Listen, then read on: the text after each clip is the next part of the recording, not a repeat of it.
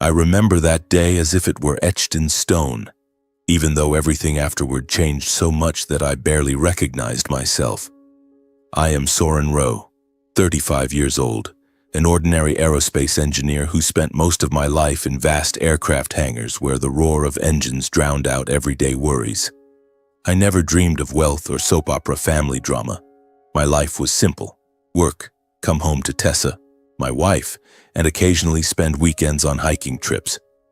But then a call from a lawyer's office changed everything. It was a late afternoon, the Detroit sky gray as usual. Heavy clouds foretelling impending rain.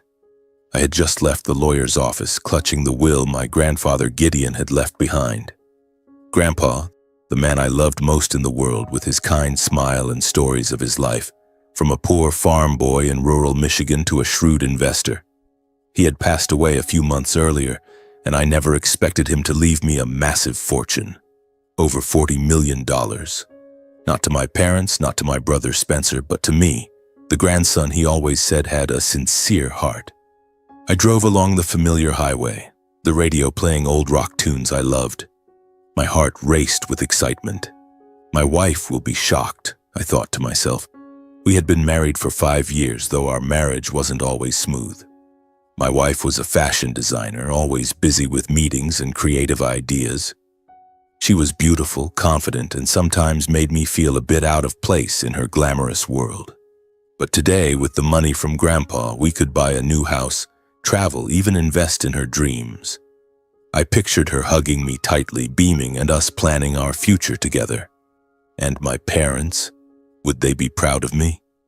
My father, Lawrence, always saw me as a dreamer, not as practical as Spencer. My mother, Margot, openly favored my brother. But now this might change everything. I would prove I deserved it. Wind whipped through the car window, carrying the scent of damp earth. I sped up a little, eager to get home. The highway was crowded, but I was used to it. I called my wife, but she didn't pick up. Probably busy, I told myself, smiling alone.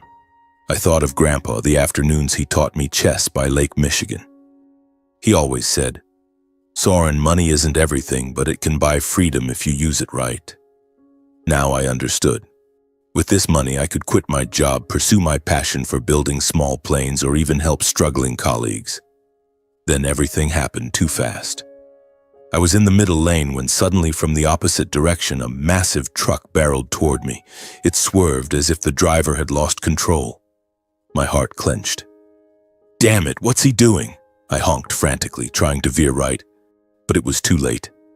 The truck slammed into my car, the crash of metal like thunder, glass shattering. My body hurled forward, then yanked back. Pain exploded everywhere, as if someone were tearing me apart. Screams, mine or someone else's, mixed with distant sirens. The acrid smell of burning rubber filled my nose. I tried to grip the wheel, but my hands shook, blood trickling from my forehead into my eyes. No. I thought of my wife, Grandpa, the life I had just dreamed of. Darkness rushed in, swallowing everything. I sank into endless void where pain vanished, only a distant whisper remained. "Help. Help me." When I woke, the world around me was blurry and alien. My head throbbed as if 1,000 needles pierced it at once. I blinked several times, trying to focus. I lay on a hard bed, body entangled in wires and machines. Steady beeps from the heart monitor mingled with the sharp smell of antiseptic. Hospital room. Yes, this was a hospital. I tried to move, but my limbs were numb. I could only twitch my fingers. Pain surged from my chest and legs, making me groan. "What happened?" I whispered, voice hoarse. Memories flooded back in shattered fragments. The lawyer's office, the will, the highway, the truck. Accident. Yes, I had been in an accident. But how long ago? I looked around. Stark white walls, curtains half drawn, no one there. No wife by my bedside, no mother with a worried face, no father with his stern voice. Just me, alone in this cold room. A nurse entered, her face lighting up when she saw me awake. "Oh, you're awake. Let me call the doctor." She hurried out, and minutes later, a middle-aged man in a white coat appeared. He smiled, but it didn't hide his fatigue. "Hello, Soren Rowe. I'm Dr. Harlan. You're awake. Good. Do you remember anything? I nodded weakly. Accident, truck. I was heading home. Dr. Harlan did a quick check, reviewing the monitors. Yes, you were in a severe car crash. Head trauma, broken ribs, some internal injuries. You've been in a coma for over a month. Honestly, we thought you might not make it. Few survive in your condition. Over a month, I was reeling. A whole month lying here unconscious while the world moved on. I tried to sit up, but pain forced me back down. My family, where are they? My wife, Tessa, my parents, my brother, Spencer. Dr. Harlan paused, his eyes flickering with hesitation. Well, we tried contacting them using the information in your file, but no one has visited you this whole time. We assumed they had their reasons. No one came? My heart felt crushed. Tessa, the woman I loved, who I thought would always be there in tough times, didn't come? My parents, though not the warmest, were family. Spencer, my brother, jealous as he was, we were still siblings. Why had no one shown up? Confusion spread like an icy wave. Maybe there's a mistake. Please call them again for me. Dr. Harlan nodded. We'll try. Rest now. You need time to recover. He left, leaving me alone with a tangle of thoughts. I stared out the window where raindrops tapped rhythmically on the cold glass. They slid down, blurring the neon lights outside. Detroit was the same, damp, heavy, but today the rain made me feel lonelier than ever. I tried to recall what happened before the accident. The will? Yes, Grandpa left me $40 million. Back then I thought it was a gift of joy, a new beginning. But now, lying in this sterile white room with a broken body and an empty heart, I began to wonder, had that money changed everything? Why had no one come? Did they even know I was alive? Or was something far worse waiting in the shadows? The days that followed passed in a haze of medications, physical therapy, and persistent pain. Dr. Harlan told me I was lucky. My body was recovering better than expected. I practiced walking in the hospital corridors, each step trembling like a toddler's first. Every time I looked in the mirror, I saw a stranger, gaunt, disheveled hair, and deep-set eyes full of doubt. I called my wife dozens of times, but the number always said unreachable. My parents, too. The phone rang and then went dead. Spencer? I didn't even try. My brother had never been one to show concern. I told myself maybe they thought I was dead, or there was some mix-up with the information. But deep down, a small voice whispered that it wasn't that simple. After more than a month of treatment and recovery, I was finally discharged. That day brought rare sunshine in Detroit, but my heart felt heavy as storm clouds. Dr. Harlan shook my hand, wished me luck, and gave me a bag of medications with instructions. Rest, Soren, and call your family. They must be worried. I nodded, but my mind was fixed on one place, our suburban home where Tessa was waiting. Or so I hoped. I took a taxi, sitting in the back, watching the scenery slide past the window. Familiar streets now felt alien, as if the world had shifted while I lay unconscious. My heart beat faster as the car turned into our quiet neighborhood where we had bought our house 3 years ago. It was a small house with a red-tiled roof and a garden where my wife loved planting flowers. I imagined her running out to hug me, tears in her eyes and everything returning to normal. Tessa Quinn, my wife, 31 years old. We met at an art exhibition where she showcased her first collection. I, a dry and somewhat awkward engineer, was captivated by the confidence in her eyes. Tessa made me feel special, as if in that crowd she saw only me. But now, as the taxi stopped in front of the house, a vague unease crept in. Why hadn't she come to the hospital? Was it work or something else waiting behind that door? I paid the driver, grabbed my light bag, and walked up the path. The key was still in the pocket of the old pants the hospital returned. My heart clenched as I inserted it into the lock. The door opened with its familiar creak, and the scent of Tessa's vanilla candles hit my nose. Tessa? I'm home, I called, voice slightly shaking. But then, I froze at the threshold. In the living room on the sofa where we used to watch movies, Tessa sat beside Spencer, my brother. They were intimate in a way that took my breath away. Tessa's hand on Spencer's thigh, him whispering something in her ear, a smug smile on his lips. Spencer was an arrogant investment analyst with mediocre skills. He lived off our parents, chasing luxury and superficial connections.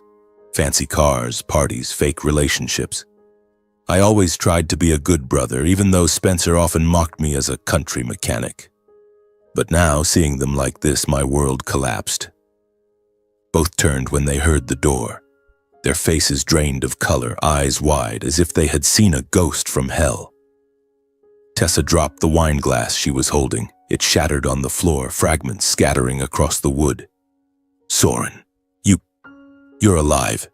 Her mouth stammered, trying to explain, but words choked in her throat. "It's not what you think.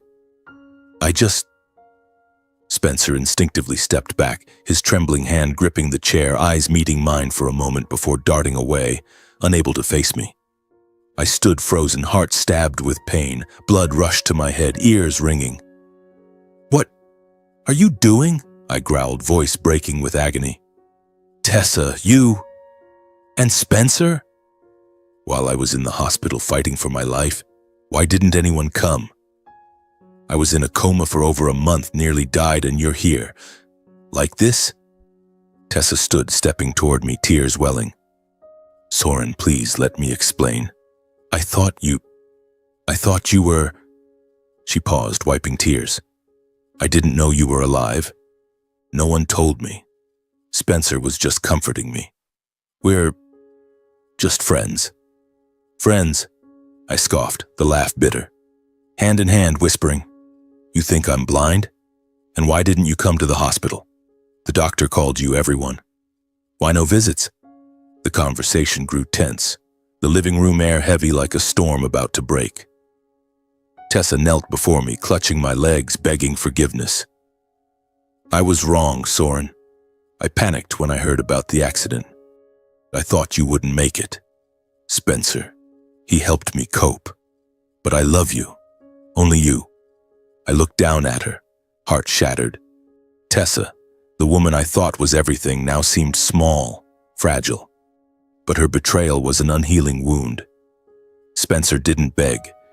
Instead, he stood, trying to regain his usual smug arrogance. "Big brother, you survived? Good, but don't overreact. Tessa needs someone strong, not a hospital case. She chose me. Accept it." His words slapped me. I pushed Tessa away, turned, and left the house, unwilling to hear more. My heart hurt so much I could barely breathe. In that anguish, I drove to my parents' house, hoping for comfort or an explanation. The familiar road now stretched endlessly, each turn evoking childhood. Evenings when Dad worked late, Mom busy with her art collection, Spencer always pampered.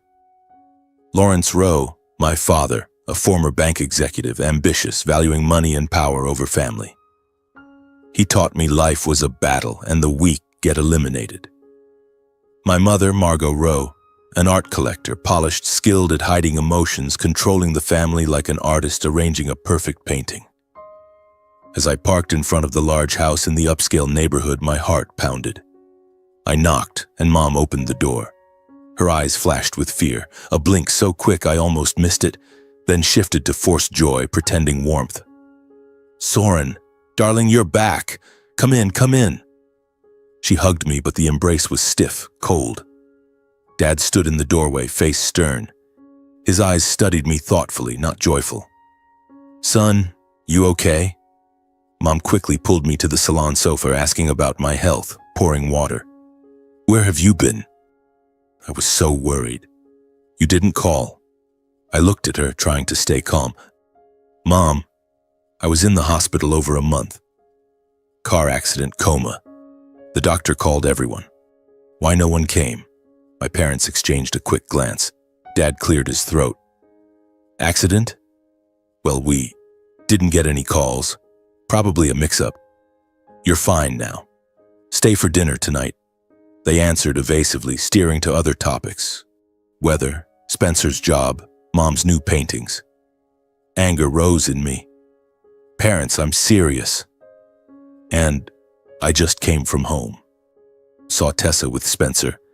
They were closer than appropriate. Did you know? Silence. Mom shook her head. No, dear. How could that be? Tessa's a good daughter-in-law. Probably a misunderstanding. But her eyes avoided mine, hands clutching the glass tightly. Completely suspicious. Dad just grunted. Our family doesn't have such issues. You're tired. Rest. Soon I stood, said I'd return later, and left in silence. On the drive back, cold wind through the window, I felt a vague sense something was being hidden. Not just betrayal, but a larger conspiracy. My heart raced, nervous, like stepping into darkness. Tessa, Spencer, my parents. What were they hiding? And why did everyone react like seeing a ghost? I clenched my fists, determined to uncover the truth.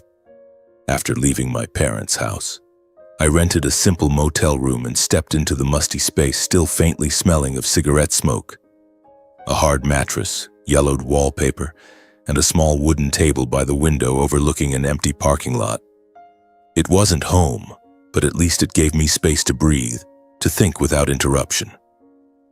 I sat for hours in silence, the dim desk lamp casting shadows on my weary face in the mirror. I tried to piece together everything I'd just witnessed, like assembling a puzzle missing key pieces. The image of Tessa and Spencer together replayed in my mind, like a horror film on endless loop. Tessa with her fake smile, hand on Spencer's thigh, him whispering something, face smug like a victor. And then, when they turned to see me, those terrified eyes, not surprise but horror, as if I were a ghost risen from the grave. Why? I had nearly died, but now I survived, and they reacted like that. Not joy, not embracing me, but paling, stammering. My heart felt heavy, like a stone crushing my chest, making every breath labored. I recalled the hospital days, alone with the beeping machines, no visits, no flowers, no inquiries. Dr. Harlan had said they tried contacting them, but now I wondered, maybe they didn't. Maybe they knew, but chose not to come. The thought chilled me. Tessa, the woman I loved passionately, whom I thought would be with me till old age, now in my brother's arms. Spencer, the little brother I'd protected since childhood, shared toys with, helped through job failures. He always envied me, but betrayal to this extent? And my parents, those I'd always tried to please, though they were never truly proud of me. Mom's evasive eyes, Dad standing like a statue. What were they hiding? Grandpa's will, $40 million, perhaps the key. That money could change people, turn family into enemies. I opened my phone, hands shaking as I scrolled through call logs and messages. The screen glowed in the dark, illuminating cold numbers. No missed calls from Tessa, Spencer, or my parents. No texts asking, "Are you okay?" or "Where are you?" For over a month in the hospital, my phone had been silent as a tomb. Only a few bank and work notifications, soulless things. I scrolled deeper, hoping for something, but nothing. My heart sank, a dull pain spreading. Did they know about the accident? Or did they hope I wouldn't wake? The dark thought made me shudder, but I couldn't shake it.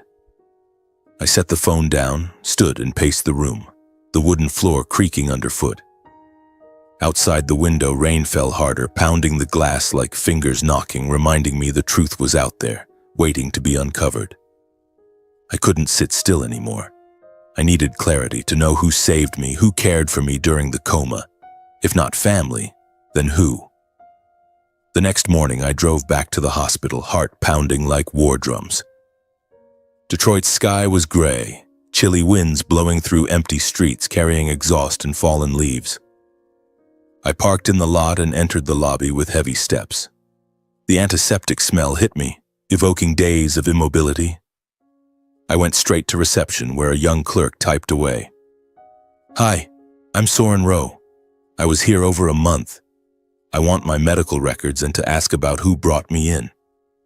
She looked up, slightly surprised. "Mr. Rowe, let me check." She typed, then frowned. Your records were transferred from another hospital. Mercy Hospital in the suburbs. We only took you after stabilization. Want to see Dr. Harlan? I nodded, excitement rising. Transferred from another hospital? I remembered nothing of that. Dr. Harlan appeared minutes later, still with that tired smile. Soren back already. What's wrong? I briefly explained the family's absence, the doubts gnawing at me. He listened, then nodded. I understand. Actually, I never met any of your relatives. No wife, no parents, no one. Only a middle-aged man brought you in initially. He was the only one who signed guarantees, paid all costs, a large sum, and requested patient anonymity. We respected it. He said you might be in danger if information leaked. My heart stopped. Danger? Who was he? Describe him. Dr. Harlan shook his head. No name, just said an acquaintance. Tall, salt and pepper hair, deep voice, seemed from out of town. He stayed almost the whole coma, day and night. I remember because it's rare to see such dedication. Left only when I confirmed you were out of critical condition. He even instructed us not to contact anyone but him. I asked to speak with the night nurse. An older nurse named Maria entered, face kind. Oh, that man? He was like your father. Sat by your bed for hours, read to you, changed fresh flowers daily. So worried, always asking doctors. When you woke, he smiled and left. Her words overwhelmed me. Someone, a stranger, saved me, cared for me while blood family abandoned me. I thanked them, then left the hospital, mind reeling. Rain poured harder, water streaming on sidewalks, but I didn't care. One question echoed, why did everyone vanish when I lived? And who was the man who saved me? Back at the motel, I collapsed on the bed, trying to sort everything. The man, tall, salt and pepper hair, sounded familiar, but I couldn't place him. Maybe a friend of Grandpa's. Gideon had mentioned old friends in Canada or elsewhere, but why anonymous? And danger from where? I thought of the accident, the truck barreling in, the horrific crash. Random or intentional? Spencer owed me money, envied my job. Tessa complained about our ordinary life. Parents, always controlling family assets. Grandpa's will, leaving everything to me, perhaps the trigger. Many days passed, and I lived in a half-awake, half-dreaming state, like a ghost wandering through my own life. The musty motel room became my lair, where I curled up on the bed, eyes wide open, staring at the cracked ceiling. Each morning I woke, my head heavy from chaotic dreams. Tessa smiling at Spencer, my parents' evasive eyes, and the hospital machines beeping endlessly. I ate haphazardly, a sandwich from a roadside shop, a cup of cold coffee. My mind was tangled with unanswered questions, gnawing at me hour by hour like a shadow that wouldn't let go. Who was the middle-aged man who saved me? Why did he stay hidden? And my family? Did they truly wish I were dead? The thought made me tremble, cold sweat breaking out despite the warm room. I avoided going out much, fearing someone was watching, dreading the world beyond the door. Detroit seemed alien now. Familiar streets were full of lurking shadows. I spent hours at the old wooden table, flipping through scribbled notes, records from Mercy Hospital, descriptions of the salt and pepper-haired man, and my own guesses. My father had vaguely mentioned an uncle, his younger brother who left home young due to disagreements, moving to Canada for some investment work. I'd never met him, only seen him in a few old photos at Grandpa's, a tall, stern young man by Lake Michigan with a rare smile. Could he be the one who saved me? But why stay anonymous? Outside the window, Detroit's sky was leaden gray, chilly winds swirling fallen leaves. I felt loneliness so intense it choked me, as if the whole world had turned its back. I remembered Grandpa Gideon, the simple man with the lakeside cabin. He once said, "Soren, the ones beside you when you fall are your real family." His words echoed now, tears rolling down my cheeks. I wiped them quickly, telling myself to be strong. But inside, emotions stormed. Anger at my wife's betrayal, pain over Spencer, the brother I once loved, and confusion about my parents who should have been my rock. I still sat there, watching the words blur under the yellow light. Then a sudden knock at the door made my heart clench. Who? I wasn't expecting anyone. I stood, tiptoed to the door, listening. The knock came again, steady, patient but firm. I peered through the peephole. A middle-aged man stood there, tall, stern-faced, eyes both familiar and strange. He wore a long gray coat, salt and pepper hair cropped short, looking weary as if from a long journey. My heart raced. Was this the man the nurse described? I took a deep breath, unlatched the door, hand still gripping it, ready to slam if needed. "Hello, nephew," the man said, voice deep and warm with a slight northern Canadian accent. "I'm Silas Rowe, your father's brother." I was speechless, mouth agape. Silas, my uncle, known only through Dad's stories. He stood there, imposing with a faint smile but worried eyes. I nodded, stepping back to let him in. Uncle Silas? Come in." My voice trembled like a child meeting a stranger. We entered the cramped room. I hurriedly cleared papers from the table, turned on the electric heater to chase the chill. We sat by the fire, its fake flames dancing on the walls, creating a false coziness. I poured him water, hands still shaking. "Uncle, how did you know I was here?" Silas looked at me, eyes deep, weighing every word. "I've been watching from afar, Soren, since you left the hospital. You're in big trouble and I'm here to help." I sat, heart pounding. Excitement surged. Was this the moment truth emerged? Uncle Silas spoke slowly, voice steady but emotional. "Before he died, Grandpa Gideon contacted me. He called from the hospital, voice weak but resolute. He spoke of the will, the over $40 million estate he left you. He told me, 'Silas, if anything bad happens after the will is revealed, protect Soren. He's the only grandson with a true heart.' I promised, though we'd never met. I listened, tears welling. Grandpa, had he foreseen this? I remembered afternoons by Lake Michigan, him holding my hand. 'You'll face trials, but remember, honesty will save you.' Now his words lived through Uncle Silas. He continued, 'About a month ago, I got a call from Grandpa's lawyer. He repeated the warning. If anything bad happens, watch Soren.' I was in Windsor, just an hour's drive from Detroit.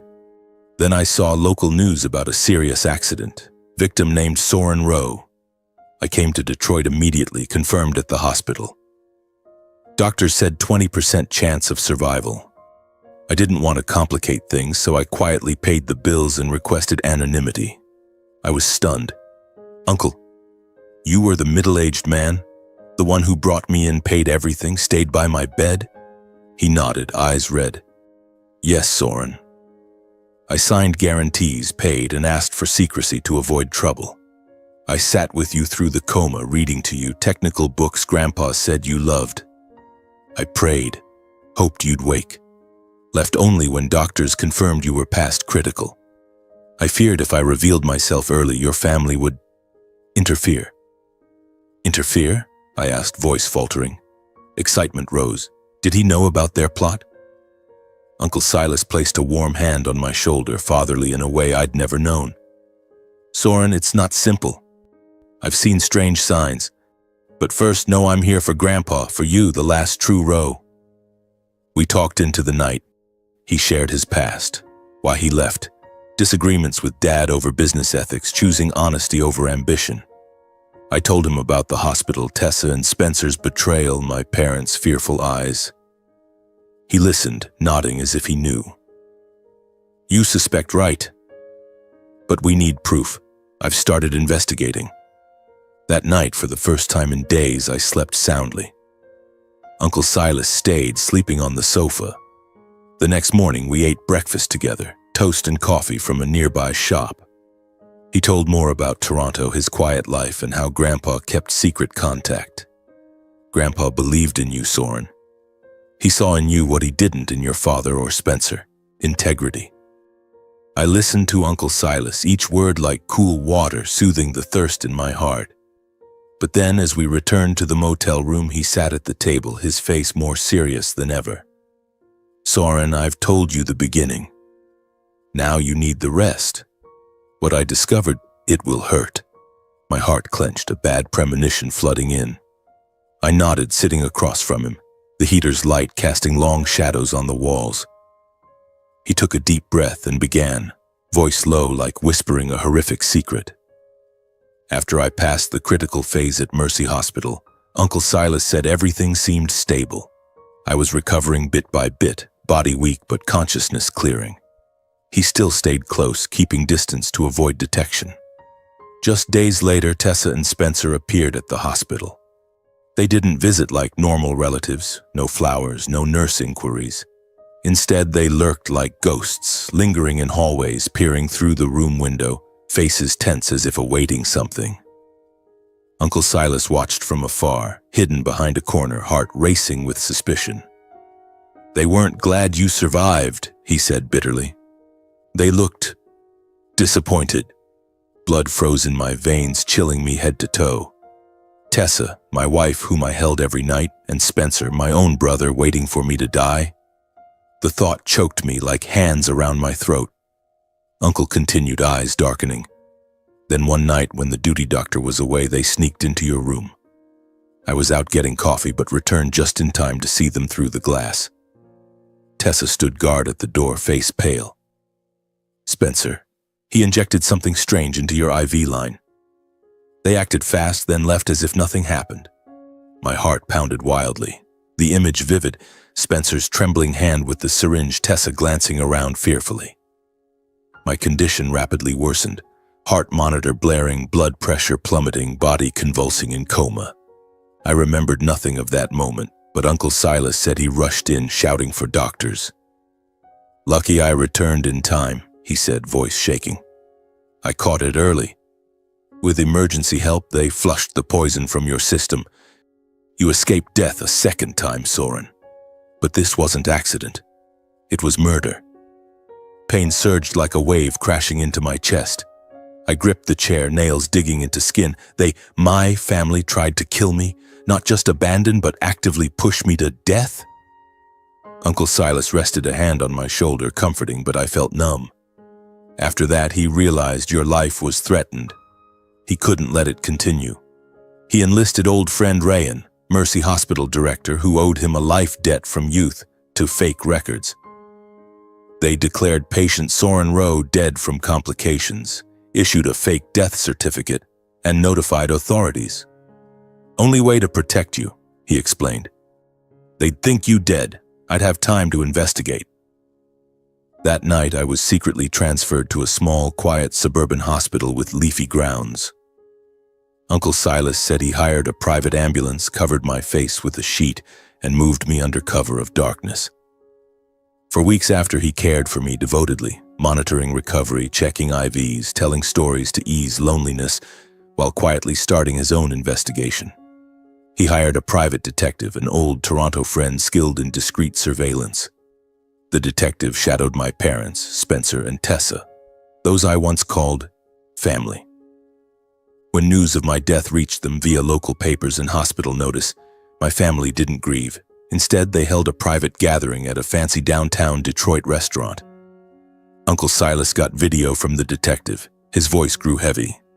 "Watch," he said, handing me a USB. I plugged it into my old laptop, hands trembling as I hit play. Grainy but clear footage.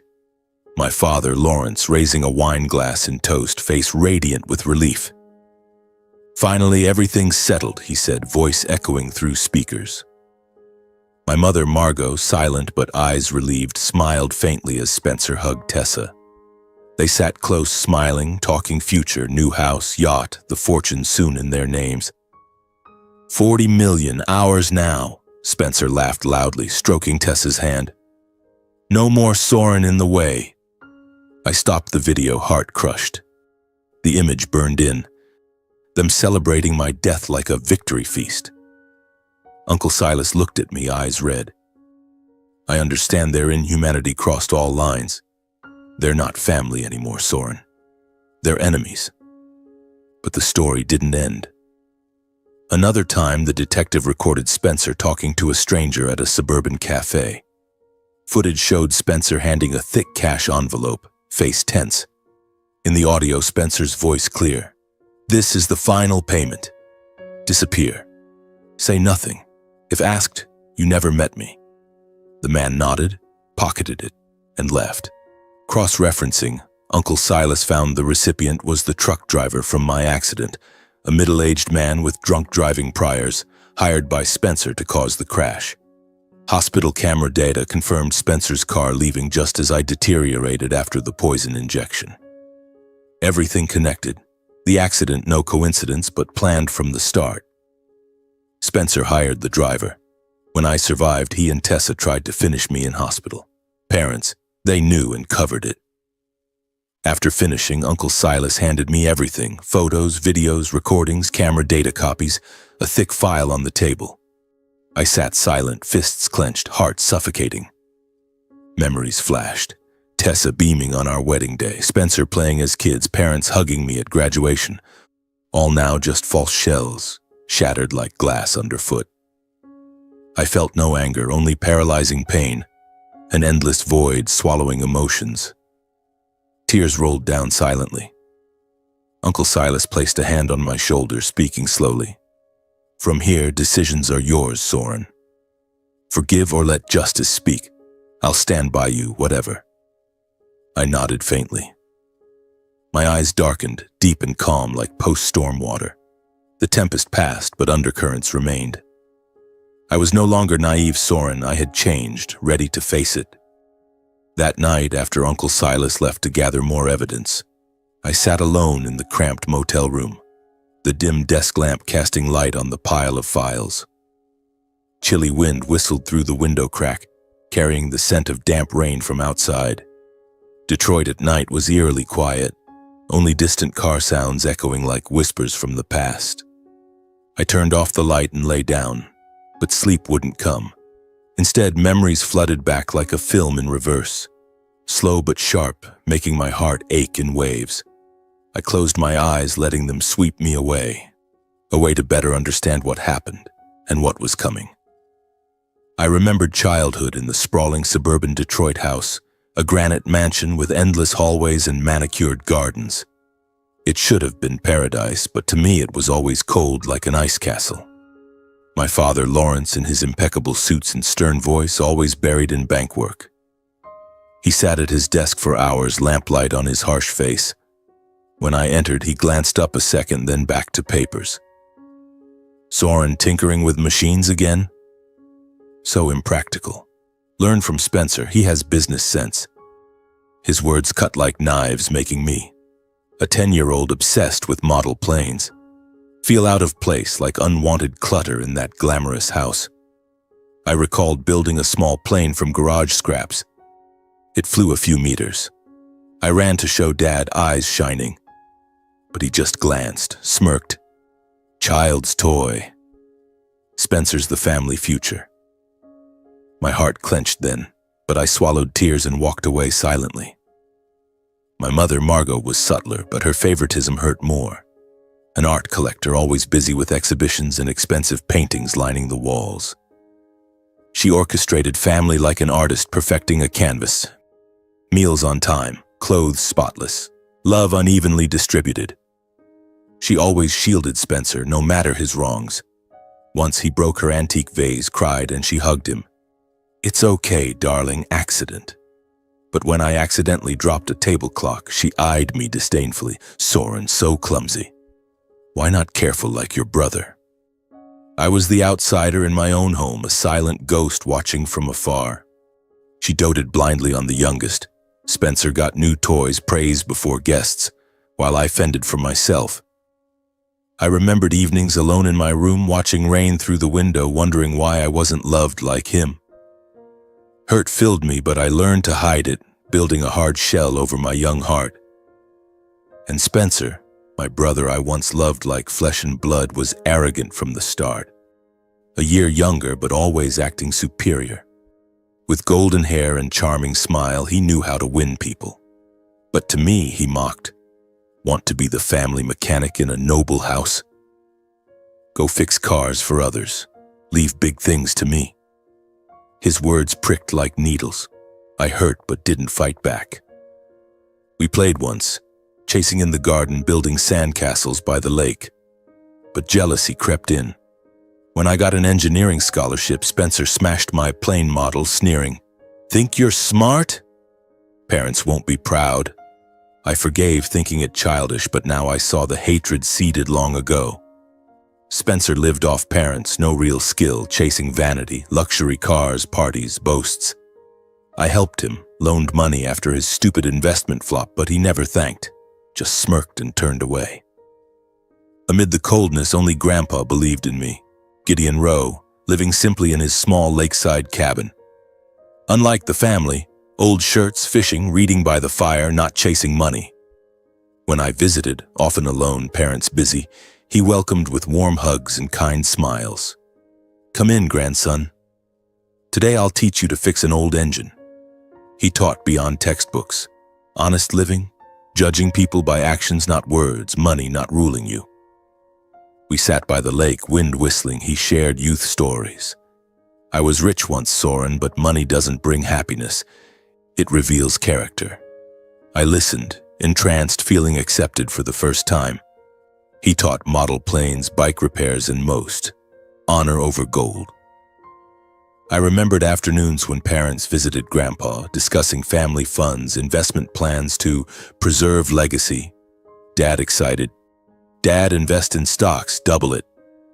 Mom nodded, eyes ambitious, but Grandpa smiled, shook head. "Money doesn't speak truth about people, but how they earn and keep it does." He winked at me as if for me alone. Parents ignored, continued plans, but I understood. Grandpa warning, teaching to see through glamour. Then Grandpa fell ill, late-stage liver cancer. Parents visited sparingly, busy with work, leaving quickly. Spencer never came, claiming parties. Only I, the impractical grandson, came often. I drove hours to Lake Michigan, sat by his bed, wiped sweat, gave medicine, listened to final stories. He weakened, but eyes bright. "Soren, you're my hope. Don't let money blind you." Those afternoons, lake sparkling in sun, wind carrying damp wood and fresh fish.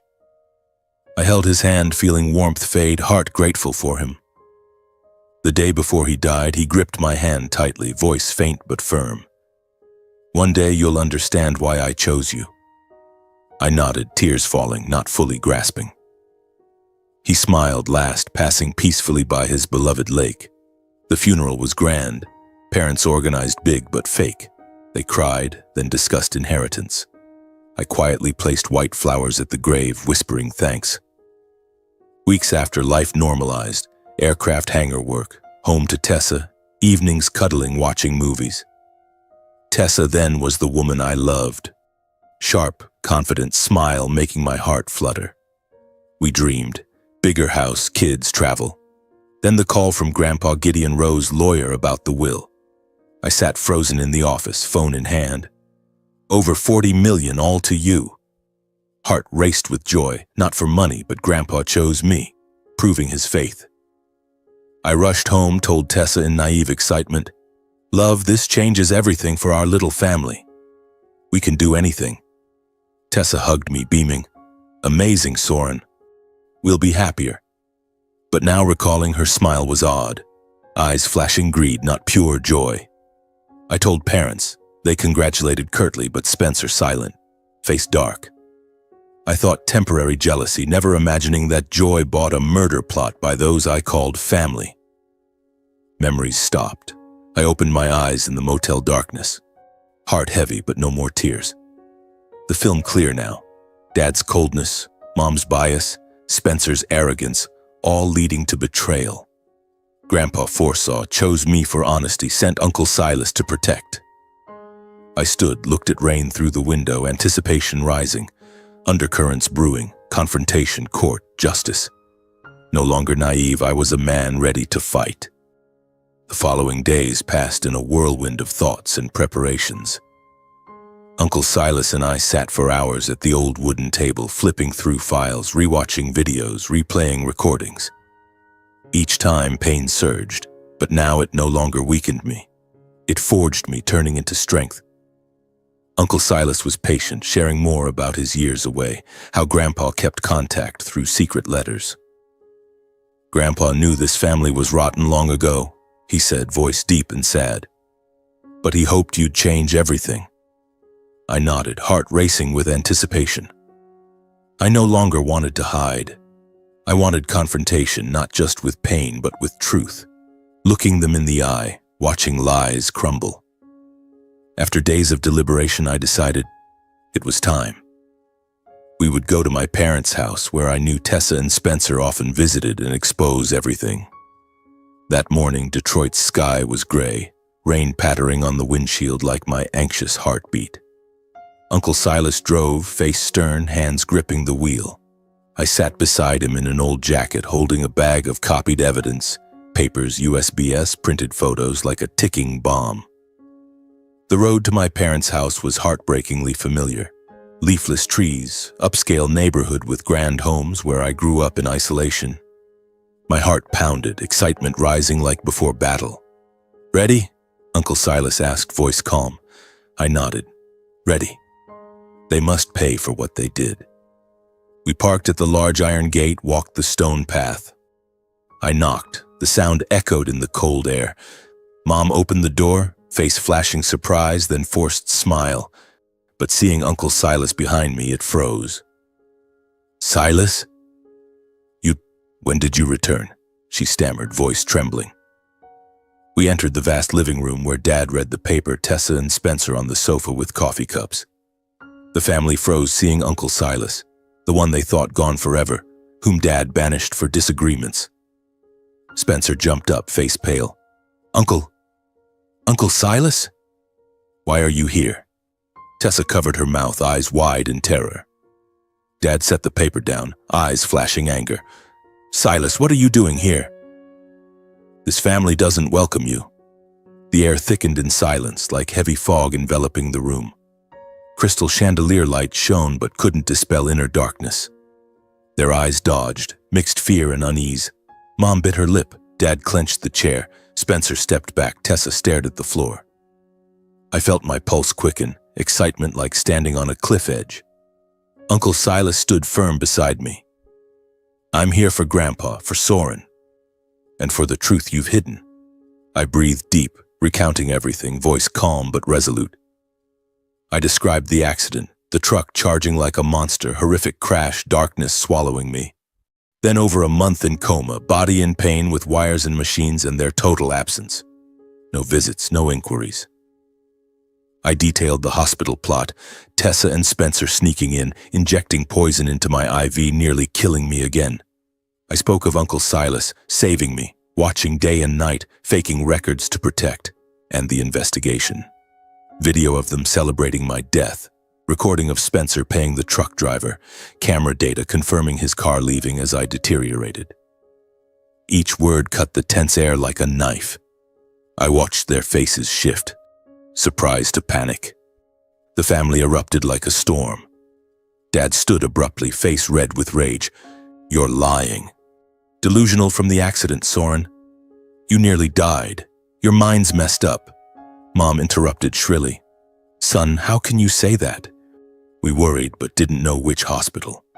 "This is Silas's plot. He's back to seize Grandpa's estate," Spencer growled, pointing at Uncle Silas.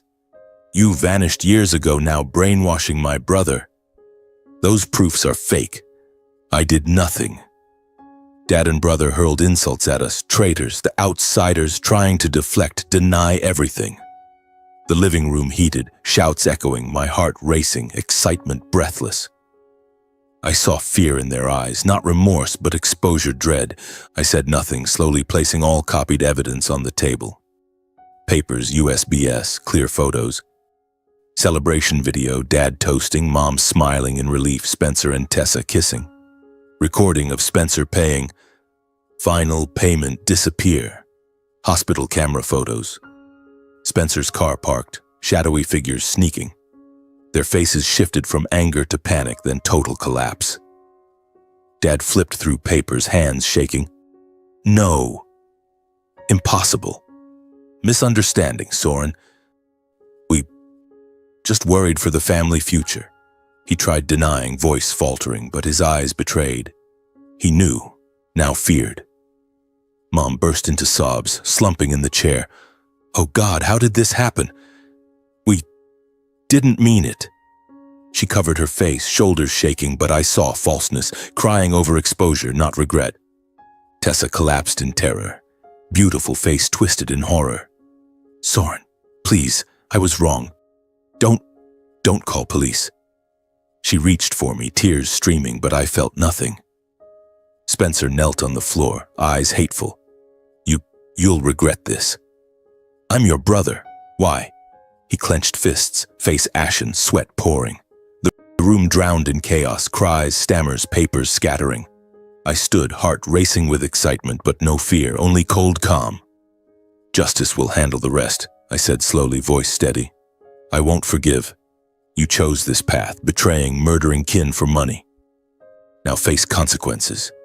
My words like a verdict, slicing the heavy air. The family knelt, begging. Dad grabbed my leg. "Son, forgive me." "We're family," Mom sobbed. "Soren, I beg you." Tessa clung. "I love you, please."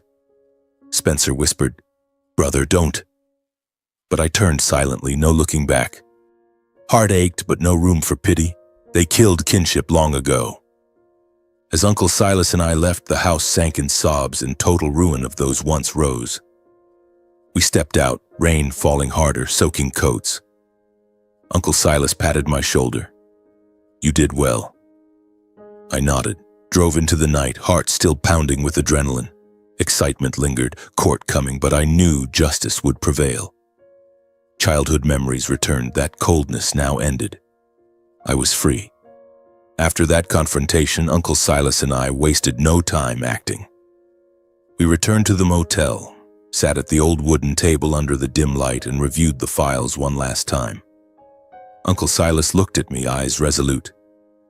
"Now it's time to hand it to the authorities, Soren. We have ironclad evidence, undeniable." I nodded, heart still pounding from the encounter. Their pleading cries echoed in my mind, but I felt no pity. They chose this path, now justice would decide. The next morning, we drove to Detroit's Central Police Station, a gray building with endless hallways and the scent of strong coffee. We met the lead detective, a middle-aged man named Jordan, weathered face with a silver mustache. Uncle Silas briefed him, then handed over all evidence: videos, recordings, camera data, financial records. I sat beside, recounting my story, from the accident to the poison attempt, voice calm but waited. Detective Jordan listened, frowning, then nodded. "This isn't a normal accident. We'll reopen the case immediately." My heart raced faster, excitement mixed with relief. Finally, the wheels of justice turned. Police moved swiftly like a whirlwind through my family's fake peaceful life. They reopened the case, quickly classifying it as organized attempted murder for inheritance. I was called to the station several times for statements, sitting in cold interrogation rooms with water cups and flickering fluorescents. Each time, memories flooded, the truck charging, horrific crash, engulfing darkness. But now I spoke without trembling. I was stronger. They arrested the truck driver days later, a middle-aged man named Jack, with a long record of drunk driving and gambling. Handcuffed, face pale in interrogation. His confession: Spencer hired him for $50,000, promising more if the job was done. He said, "Just crash the car, make it look accidental," he stammered. "I needed money," agreed. Didn't know he wanted his own brother dead. The words struck like a final knife, confirming my suspicions. Spencer, the brother I protected, planned my murder for money. Heart ached, but no tears. I sat silently, watching through one-way glass as he bowed in regret. Financial data dug deeper, everything exposed like daylight. Transfers went through Tessa's accounts, my wife, whom I trusted absolutely, to erase traces. She used personal accounts for small transactions disguised as gifts or business support. Detective Jordan showed statements, cold numbers, dates matching pre-accident. "She's a key accomplice," he said gravely. "Transferred money, covered up, directly involved in the hospital plot. I stared at the figures, recalling Tessa's wedding smile, golden hair and son vow forever with you. Now all lies. Pain rose, but I swallowed it, steeling myself. My parents, Lawrence and Margot, swept into the vortex. Found guilty of concealing crime, forging Grandpa Gideon Rowe's assets. They planned shifting part of the $40 million inheritance to a family fund, legitimizing seizure if I died. Forged documents in their safe, transfers, fake signatures, emails with private lawyers. Dad, who valued money over family, faced harsh truth. Mom, skilled at hiding emotions, had nothing left to conceal. The trial lasted over 3 weeks, gripping Detroit media like a fever. Downtown courthouse packed with reporters, flashing cameras, curious crowds outside gates. Each day I drove in a simple black suit, Uncle Silas beside. Courtroom heavy. Polished wood benches, black-robed judge, silent jury listening. Prosecutor presented sharply. Celebration video on big screen, Dad's voice echoing. Finally, everything's settled. Crowd murmured, reporters scribbled. Spencer's payment recording, cold voice, final payment disappear. Hospital camera photos. Spencer and Tessa sneaking. Financial data. Tessa's transfers. Driver's testimony. Spencer hired me to crash. Uncle Silas's, saving me, bedside vigil, voice warm but firm. I sat in the witness chair recounting everything, from accident to waking alone, betrayal to poison plot. Voice steady, heart racing with anticipation. Each trial day a battle. Defense denied, calling evidence forged, misunderstanding. But jury shook heads, faces horrified. Spencer in defendant's seat, gaunt, arrogance gone. He glared hatefully, but I met his eyes unflinching. Tessa wept through proceedings, once beautiful face twisted in fear. Dad sat slumped, shoulders bowed. Mom wiped endless tears. Media frenzy. Rowe family case. Murder plot for $40 million inheritance. Reporters interviewed me in hallways, cameras flashing, but I declined. Let the court decide. Nights back at the motel, I lay awake. Memories of Grandpa by Lake Michigan, teaching honesty. You'll understand why I chose you. Now I did. He chose me to fight greed. Anticipation peaked each court morning, but I knew truth would win. With irrefutable evidence, verdict came final day. Courtroom silent as judge read, voice resounding. Spencer Rowe sentenced to 20 years for conspiracy and attempted murder. Spencer collapsed, handcuffs clinking as police led him away. Tessa Rowe receives 12 years for complicity in aiding the plot. Tessa sobbed, face buried, not looking at me. Lawrence Rowe sentenced to 8 years for concealing crime and forging assets. Dad stood, shoulders shaking, eyes meeting mine last. Not anger, but late regret. Margot Rowe gets 5 years probation for cooperating and health reasons. Mom sat still, tears flowing, nodding acceptance. As verdict read, I stood silently, eyes calm, no anger, only closure. Crowd buzzed, reporters rushed, but I walked out, cold wind through corridors carrying old paper scent. Justice came, late but sure. Heart no longer heavy, only peaceful void. Weeks later, Uncle Silas and I visited Grandpa Gideon's grave, a chilly autumn afternoon by Lake Michigan. Simple stone engraved with his name and live honestly, die honorably. We placed white daisies, simple like him, and stood silent. Lake wind whistled, carrying sweet water and fallen leaves. I knelt, whispering, "Thank you for choosing me. I understand." Uncle Silas, hand on shoulder. Grandpa's proud. We lingered hours, remembering him. Fishing trips, lessons, will changing everything. Lake sparkled in sunset like his comfort. Leaving, I felt lighter than ever, past closed, future waiting. Then we left Detroit for abroad, starting anew, continuing Gideon's legacy honorably.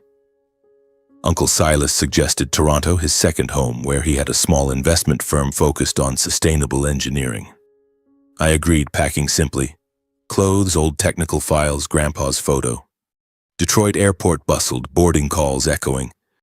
We boarded, sat by window, watching city fade below.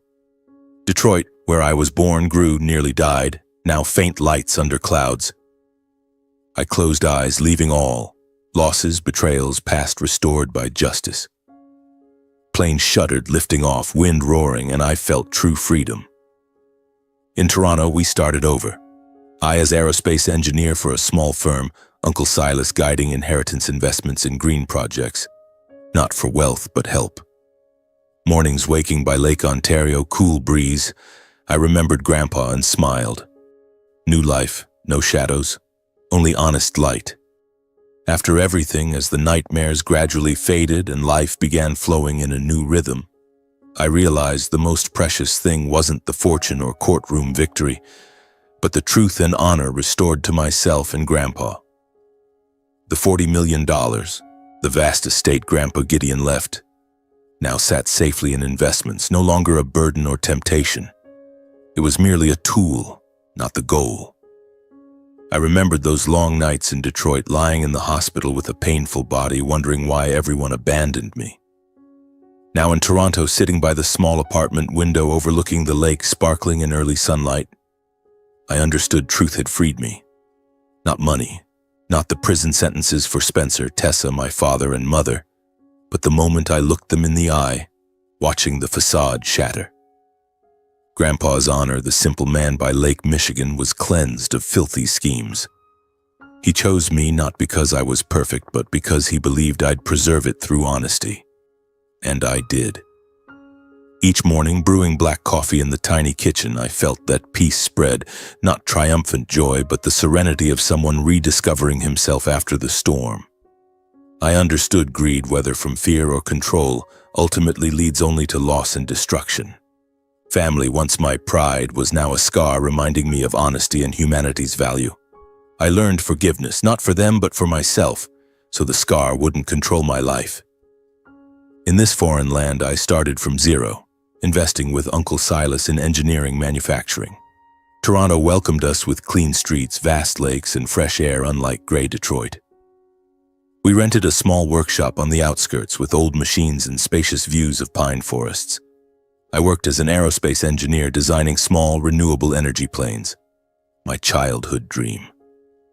Uncle Silas managed investments, using the inheritance for equipment, hiring passionate young staff. Early days, I woke early, drove through roads of falling golden leaves, heart racing with excitement. No family pressure, no betrayal shadows, only honest work. First mornings at the new workshop, I still thought of Detroit, but without bitterness. Only gratitude for surviving and following Gideon Rowe's path. Toronto's sunlight streamed through workshop glass onto cluttered desks with drawings and tools. I paused, looking out. Lake Ontario glittering, wind carrying sweet water scent. Detroit returned. Rainy streets, cold hospital, noisy trial. I remembered parents, Spencer, Tessa, not with anger but thanks.